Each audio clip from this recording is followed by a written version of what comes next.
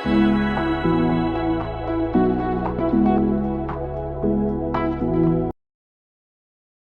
कुछ केसेस के ज़रिए जनरलाइज्ड एंजाइटी डिसऑर्डर को समझाने की कोशिश कर रही हूँ। मेरे पास बहुत सारे ऐसे केसेस आते हैं जिसमें से मैं एक एग्जांपल देती हूँ। ये केस है एक फीमेल का जो तकरीबन 40 साल के करीब की है और घर में छोटा सा भी कोई काम होता है, जैसे महज खाना बनाना हो, कपड़े धोने हो, या फिर बच्चों के स्कूल से आने का वक्त हो, या फिर घर में कोई मेहमान आने वाले हो, तो इन्होंने मुझे आकर बताया कि मैम मुझे हर सिचुएशन में ये बहुत चिंता हो जाती है। जब भी कोई भी जिम्मेदारी जिसको मैं बहुत सालों से निभा भी रही हूँ, मुझे पता है कि रोज़ निभानी है, लेकिन उसके बाद भी मेरे दिमाग में टेंशन ही घूमती रहती है। जब तक वो काम हो ना जाए, अगर हो भी गया है तो उसके बाद वो काम ठीक से हुआ है या नहीं हुआ है, कोई क्या कहेगा, और फिर जो अगला काम मुझे दिखाई दे रहा है, मुझे हर वक्त टेंशन दिमाग में घूमती रहती है। कोई इतना सा भी अगर मुझे ज़रा सा भी कुछ कह देता है ना, तो मुझसे बर्दाश्त नहीं होता।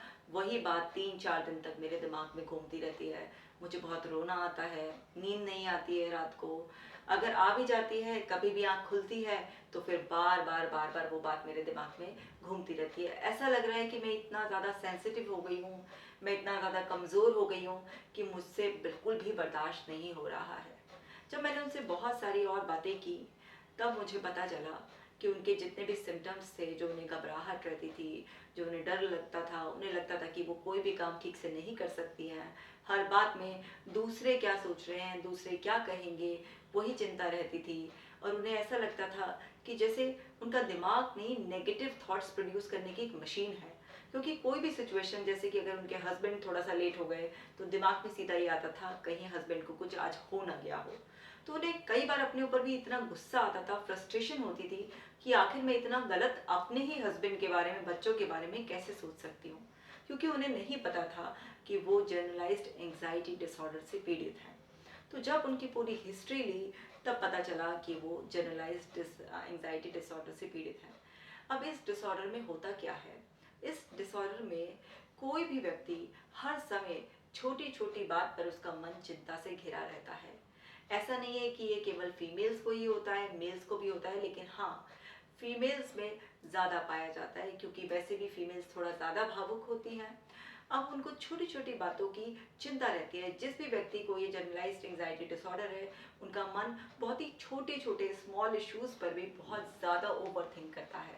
और ओवर थिंकिंग की वजह से अक्सर हेडेक रहना, पैल्पिटेशन फील करना, घबराहट सा हर वक्त रहना, हाथों पैरों में कंपन सा, कोई भी काम करने का कॉन्फिडेंस ना आना, नींद में दिक्कत आ जाना, हर समय थकान थकान सी रहना, जैसे कि रात को सोए नहीं है, कई रात हो गई है, सुबह फ्रेश फील ना करना, ये सारे कुछ बहुत ही कॉमन से लक्षण है। और कई बार तो ऐसा होता है कि इंसान बिल्कुल घबरा कर बिस्तर पर लेट ही जाता है, जैसे उसके शरीर में जान ही नहीं है, बिल्कुल उसकी जान किसी ने ले लिया है। छोटी छोटी बातों पर रो देना, सहनशीलता एकदम से कम हो जाना, ये सब कुछ कॉमन लक्षण हैं जो भी व्यक्ति जनरलाइज्ड एंजाइटी डिसऑर्डर से पीड़ित होते हैं उनमें देखे जाते हैं। एक और केस का एग्जांपल देती हूँ मैं। ये एक यंग लड़का है, 30 साल का, जो अपने काम में बहुत ज़्यादा बिजी रहता है, मल्टीटास्किंग करने में। परिवार में भाई भी है, पिता भी हैं, लेकिन उसको एक शुरुआत से ही जिम्मेदार बनने की एक रिस्पॉन्सिबिलिटी की आदत थी। उस वजह से हर कोई काम अपने सर पे ले लेना, किसी को भी ना ना कहना, और फिर उसकी वजह से छोटे छोटे काम जो रूटीन के काम थे, रोज़ाना के काम थे, उन्हीं लोगों से रोज़ मिलना, लेकिन फिर भी हर वक्त दिमाग में टेंशन रहना, घबराहट सी महसूस करना, मन ना लगना, ऐसा मन करना कि कहीं भाग जाओ, यहाँ से चला जाओ, क्योंकि वो जिम्मेदारी नहीं संभल रही होती थी।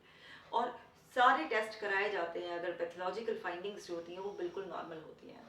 ऐसे लोगों को जो भी टेस्ट होते हैं, उनके इन्वेस्टिगेशंस होते हैं, उसमें कुछ भी नहीं आता कि उनको कोई भी शारीरिक दिक्कत है, लेकिन फिर भी उनका मन हमेशा घबराता सा रहता है, उनको डर लगता रहता है, शरीर में बिल्कुल एनर्जी नहीं होती है, नींद की समस्या होती है।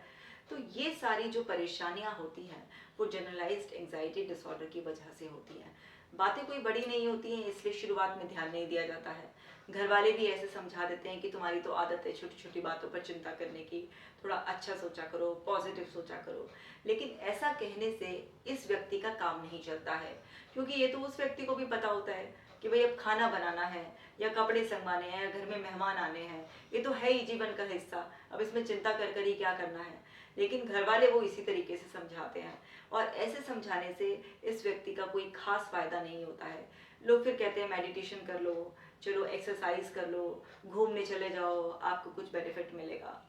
उसका बेनिफिट तो होता है लेकिन लिमिटेड, क्योंकि मन में जो विचार चल रहे होते हैं उस पर कैसे काम करना है ये कोई नहीं बताता। ये सब आपको प्रोफेशनल हेल्प से ही फायदा होता है, क्योंकि आपका प्रोफेशनल आपको समझता है कि दुनिया के लिए वो छोटे छोटे से मुद्दे हैं, लेकिन आपके लिए वो बड़ी बात है। जब प्रोफेशनल आपको स्वीकारता है, आपको समझता है, तो वो अपनी थॉट्स को कैसे मैनेज करना है वो सारी टेक्निक्स आपको सिखाई जाती हैं। इसमें कॉग्निटिव बिहेवियर थेरेपी हो गई, टॉक थेरेपी हो गई, और कई बार तो हिप्नोथेरेपी का भी सहारा लेना होता है। और इससे आप अपनी एंजाइटी को किस तरह से रिलैक्स रख सकते हैं, अपने बॉडी माइंड लेवल पर कैसे आप काम रह सकते हैं, और किस तरीके से आप अपने जो थॉट में डिस्टॉर्शंस हैं, और एक तरीके से जैसे थॉट डिसऑर्डर हो गया है, उसको कैसे पहचान कर कंट्रोल कर सकते हैं, ये सब प्रोफेशनल हेल्प से ही आपको फ़ायदा मिलेगा। और तभी मेडिटेशन भी आप कर पाएंगे, तभी ब्रीदिंग एक्सरसाइजेस का भी आपको फ़ायदा होगा। क्योंकि जिस इंसान को छोटी छोटी बातों पर बहुत चिंता रहती है, तो उसका मन मेडिटेशन में भी नहीं लगता। अक्सर मेरे पास लोग बोलते हैं मैम मैंने मेडिटेशन ट्राई किया, लेकिन मेडिटेशन होता ही नहीं है, उस वक्त भी दिमाग में थॉट्स चलती रहती हैं। तो मेडिटेशन बहुत ही पावरफुल टेक्निक है, मैं भी करती हूँ, लेकिन जिसको जनरलाइज्ड एंजाइटी डिसऑर्डर है, उसके दिमाग में हर वक्त ओवर थिंकिंग रहती है, तो वो उनको बहुत ज़्यादा इनिशियली हेल्प नहीं करता।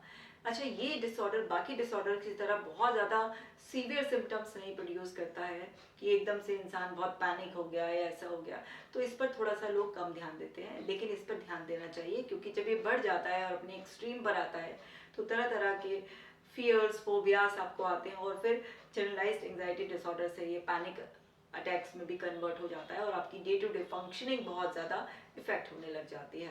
तो ये था जनरलाइज्ड एंजाइटी डिसऑर्डर के बारे में। आई होप ये वीडियो आपको हेल्पफुल है। अगर आपको लगता है कि आपके आसपास भी ऐसे लोग हैं जो छोटी छोटी बातों पर चिंता करते रहते हैं, तो ये वीडियो उनके साथ ज़रूर शेयर करें, और ऐसे ही यूज़फुल वीडियोज़ के लिए आप जुड़े रहें। अगर अभी तक चैनल सब्सक्राइब नहीं किया है, तो अभी चैनल को सब्सक्राइब कर बेल बटन ऑन करें, और यस, मेरी ऐप डॉक्टर कशिका जैन के नाम से है, वो आप ज़रूर डाउनलोड कर लें। उसमें एंजाइटी, इंसोमिनिया, डिप्रेशन, ओसीडी और बहुत सारी यूज़फुल ब्रीदिंग एक्सरसाइजेस की वीडियोस, मेडिटेशंस, अफर्मेशंस की वीडियोस आपको मिलेंगी। तो अभी डाउनलोड कीजिए और आप ऐसे ही जुड़े रहिए। Stay connected.